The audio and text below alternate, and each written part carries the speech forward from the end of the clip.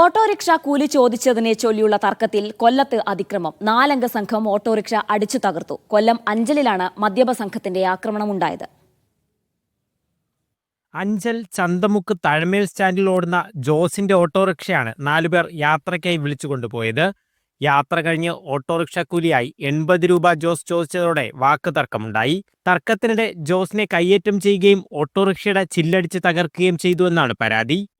എന്നെ ഓട്ടോ വിളിച്ചുകൊണ്ട് പോവുകയും അവിടെ ചെന്ന് ഓട്ടോ കൂലി ചോദിച്ചപ്പോൾ ഓട്ടോ കൂലി ചൊല്ലി വഴക്കുണ്ടാവുകയും എൻ്റെ അമ്മയ്ക്കും അപ്പനും എല്ലാം ചീത്ത വിളിക്കുകയൊക്കെ ചെയ്തു. അങ്ങനെ എന്നെ അടിച്ച് വണ്ടിയുടെ ഗ്ലാസ് അടിച്ച് പൊട്ടിക്കുകയാണ് ചെയ്തത്. അഞ്ചൽ സ്വദേശി ബിജുവിനെതിരെയാണ് ജോസ് പോലീസിൽ പരാതി നൽകിയത്.